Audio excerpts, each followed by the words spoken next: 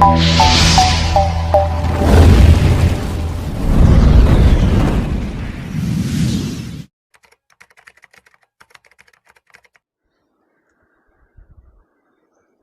నియోజకవర్గ ప్రజలందరికీ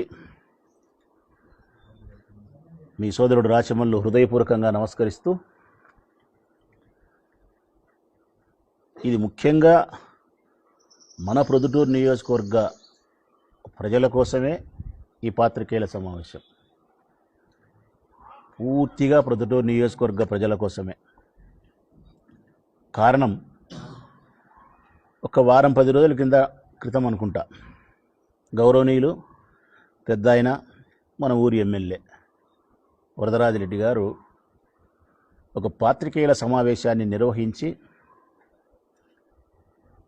ఈ ప్రొద్దుటూరుకు యునాని మెడికల్ కాలేజీని నేను సాధించినాను, ఇదొక అద్భుతమైనటువంటి ప్రగతి, విజయం, నేను సాధించిన ప్రగతి అని చెప్పి ఒక పాత్రికేయుల సమావేశం ద్వారా ప్రొద్దుటూరు పట్టణ ప్రజలందరికీ తెలియజేసినాడు. ప్రకటన ద్వారా తెలియజేయడమే కాకుండా ఆయన పార్టీకి సంబంధించిన కార్యకర్తలు, నాయకులు అందరూ కలిసి సంబరాలు కూడా జరుపుకున్నారు. కేకులు కట్ చేసినారు, ఒకరికి ఒకరు తినిపించుకున్నారు. ఆ తర్వాత పెద్ద ఆయనకు అభినందనలు తెలియజేసే కార్యక్రమం కూడా చేసినారు. గొప్పగా నువ్వు సాధించినావు యునాని మెడికల్ కాలేజ్, ఇది సూపర్ అని. ఇదంతా ప్రచార యావతో ప్రొద్దుటూరు పట్టణ ప్రజలకు మభ్యపెట్టే దానికోసం, ఆయన అభివృద్ధిని సాధించే సాధకునిగా నిరూపించుకునే దానికోసం చేసిన ప్రయత్నం. ఈ సందర్భంగా యునాని మెడికల్ కాలేజీ గురించి వాస్తవ విషయాలు ఏందో ప్రొద్దుటూరు పట్టణ ప్రజలకు తెలియజేయాల్సిన బాధ్యత నా పైనుంది. ఇది ఎంతవరకు మనకు ఉపయోగము, ప్రొద్దుటూరు ప్రజలకైనా ఎంతవరకు ఉపయోగం, జిల్లా ప్రజలకైనా, రాష్ట్రంలో ఉండబడిన ఏ ప్రజలకైనా, వారి పిల్లలు చదువుతూ ఉంటారు కాబట్టి ఎంతవరకు ఉపయోగం అనేది మనకు అవసరం. తెలియజేస్తా.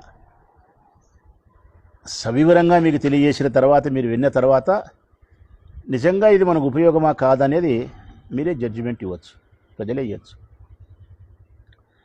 యునాని మెడికల్ కాలేజీ అంటే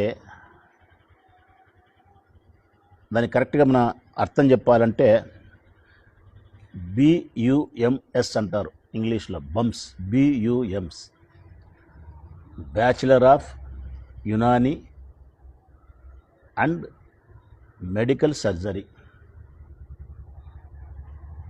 ఇది 5.5 సంవత్సరం కోర్సు. 4.5 సంవత్సరం చదువుకోవాలా, 1 సంవత్సరం హాస్పిటల్లో పనిచేయాలా. ఇంటర్మీడియట్ అయిపోయిన తర్వాత నీట్ రాయాల, ఎంట్రన్స్. నీట్ రాసిన తర్వాత ఇందులో చేరాల. ఈ మెడికల్ కాలేజీ, ఈ యునాని చదువుకోవాలంటే మొట్టమొదట ప్రాథమికమైనటువంటి లక్షణం ఏంది, దీనికి కావాల్సింది విద్యార్థుల కంటే 10వ తరగతిలో కానీ, ఇంటర్మీడియట్ 2 సంవత్సరాలు కానీ, అరబ్ భాష కానీ, పర్షియన్ భాష కానీ, ఉర్దూ కానీ చదువుకొని ఉండాలి. అంటే ఎవరైతే 10వ తరగతి 12వ తరగతిలో ఉర్దూ భాష చదువుకొని ఉంటారో, అరబ్ భాష చదువుకొని ఉంటారో భాషను, లేకపోతే పర్షియన్, ఈ 3 భాషల్లో ఏదో ఒక భాషను చదువుకొని ఉంటే యునాని మెడికల్ కాలేజీలో సీటు లభ్యమయ్యేదానికి ఆస్కారము, చదువుకునేదానికి సులభతరం. అంటే ఇది చదువుకోకపోతే సీట్ రాదా అంటే, చదువుకోకపోతే సీటు వస్తుంది, కానీ యునాని మెడికల్ కాలేజీలో చేరిన తర్వాత సీటు వచ్చినప్పటికీ ఈ 3 భాషల్లో ఒక భాషను నువ్వు నేర్చుకున్న తర్వాతనే అసలు కథ లేకపోతావు. అంటే మళ్ళీ 1 సంవత్సరమో 2 ఏళ్ళలో ఆ భాష చదువుకోవాలా.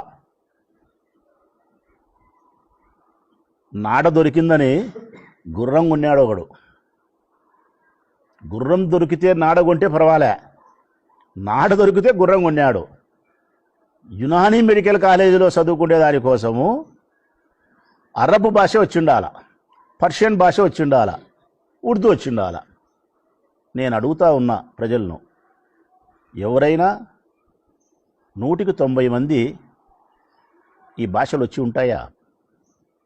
అరబ్ భాష వస్తుందా? పర్షియన్ భాష వస్తుందా? ఈ మన భాషలా ఉర్దూ భాష ఎంతమందికి వస్తుంది? ముస్లిం కమ్యూనిటీలో కూడా ఉర్దూ భాష అందరికీ రాదు. హిందీ వేరు, మన తురకం వేరు, ఉర్దూ వేరు. ఇది మనం నేర్చుకోవాలా. ఇంకొకటి ముఖ్యమైన విషయం ఏంటంటే, ఈ వైద్య శాస్త్రానికి సంబంధించిన యునానీ వైద్య శాస్త్రానికి సంబంధించిన అన్ని పుస్తకాలు ఉర్దూలో ఉంటాయి. తెలుగులో ఉండవు, ఇంగ్లీష్లో ఉండవు, ఉర్దూలో ఉంటాయి. నోట్స్ అంతా ఉర్దూలోనే రాయాలా, బోధన అంతా ఉర్దూలోనే ఉంటుంది. ఇది ఎవరు చదువుకోవాలా మరి చెప్పండి ప్రజలారా? ఇది ఎవరికి అవసరం? ఇది ఎవరికి వీలవుతుంది? ఇంకా చెప్తా మీకు,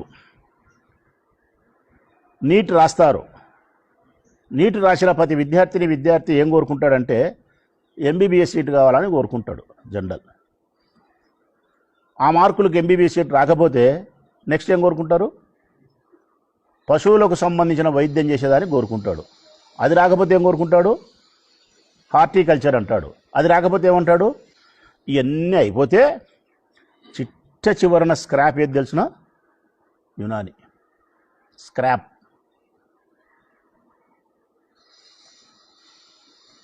పోనీ ఈ కాలేజీలు రాష్ట్ర వ్యాప్తంగా ఎన్ని ఉన్నాయని ఒకసారి చూద్దాం. రాష్ట్ర వ్యాప్తంగా ఎన్ని ఉన్నాయని చూద్దాం.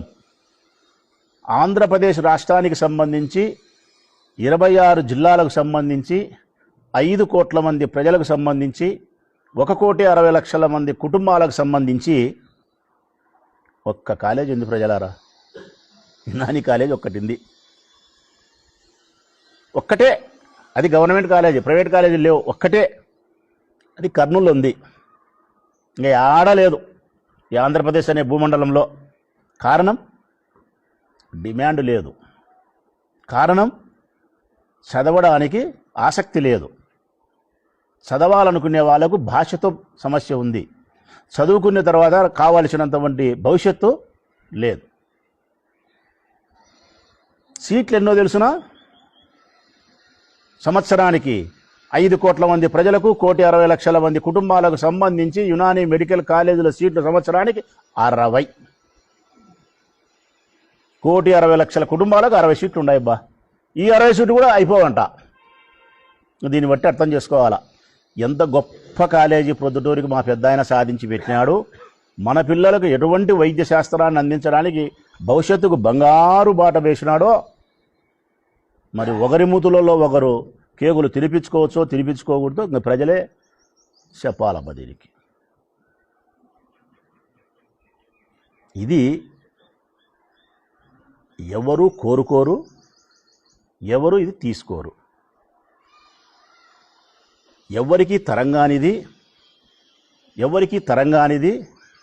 అక్కరకు లేనేది ఒక పదార్థాన్ని పెద్ద ఆయన ముఖాన కొట్టినారు.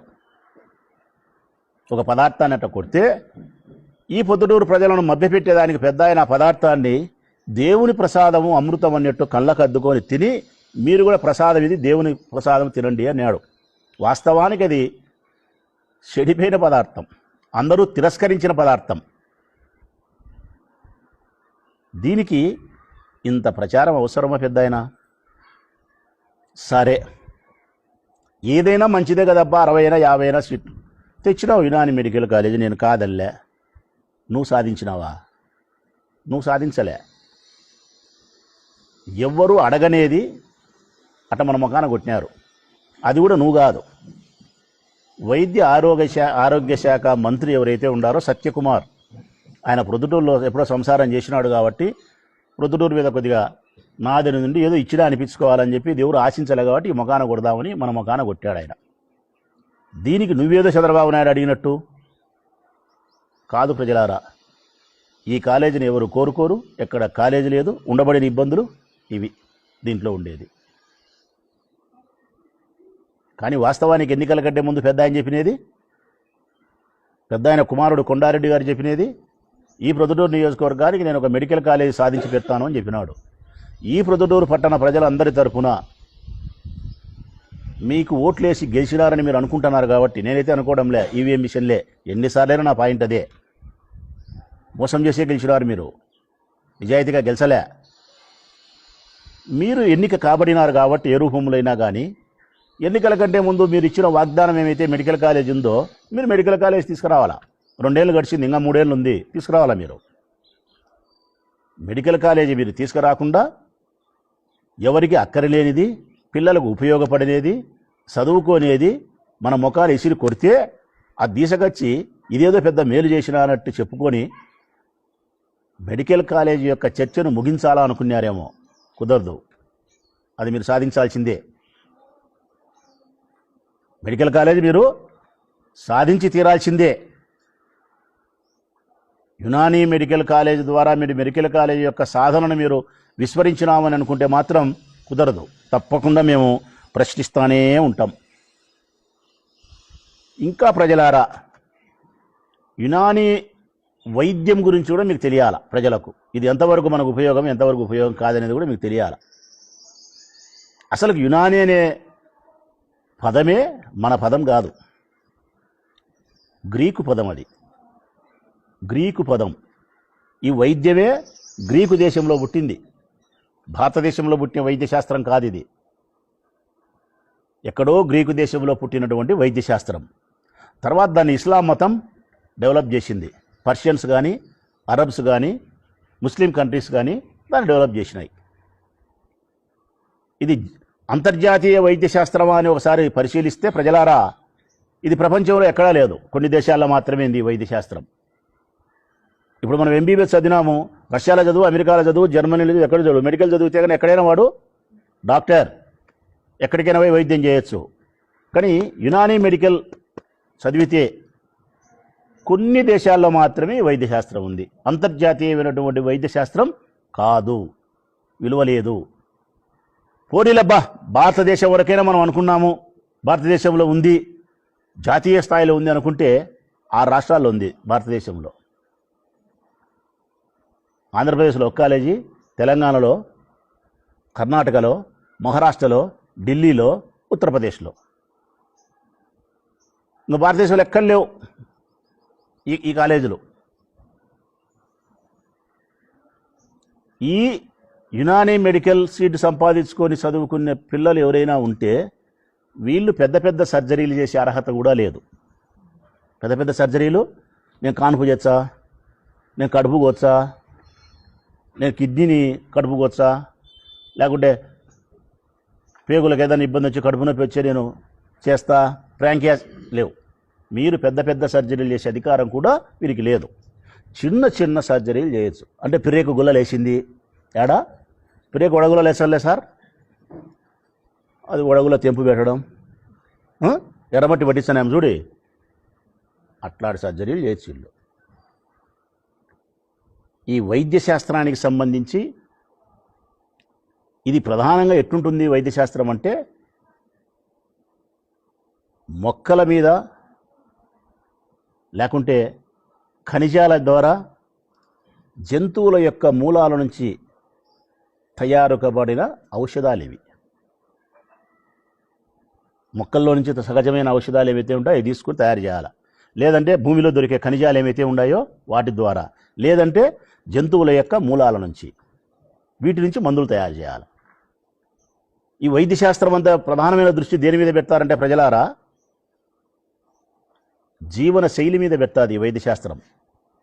అంటే పొద్దున్నే లేయి, 1 గంట ఎక్సర్సైజ్ చేయి, వ్యాయామం, ఆహార నియమాలు, జీవన శైలి, శరీరం శుద్ధిపరచుకోవడము, సహజమైన ఔషధాలు, ఇది వైద్యశాస్త్రం. ఇంతే దీంట్లో ఉండేది. దీనికి వైద్యం ఎటు చేయాలా నేను చెప్పినా కదా, ఈ ఖనిజాల ద్వారా కానీ ఔషధాలు తయారు చేసినట్టు, లేకుంటే జంతువుల మూలాల నుంచి తయారు చేసిన ఈ మందులు ఇస్తారు. లేదంటే స్నానం ద్వారా చికిత్స చేస్తారు. స్నానం చేసి, తెలుసు కదా, స్నానం చేసి చిన్నగా గోరువెచ్చని నీళ్ళు మెల్లిమెల్లిగా పడతా అంటే నడుము మీద నేడబడితే అట్లా నడుమును దీన్ని ఒక చికిత్స అంటారు. మనకి ఏదైనా అరికాలందుకు గుల్లలు గిల్లలు వేసే చేపలు ఇడిచి నీళ్ళలో కాలు పెడతాం. దేనికి? వైద్యం. అట్లనే ఈ వైద్య శాస్త్రంలో జలగలతో వైద్యం చేస్తాం.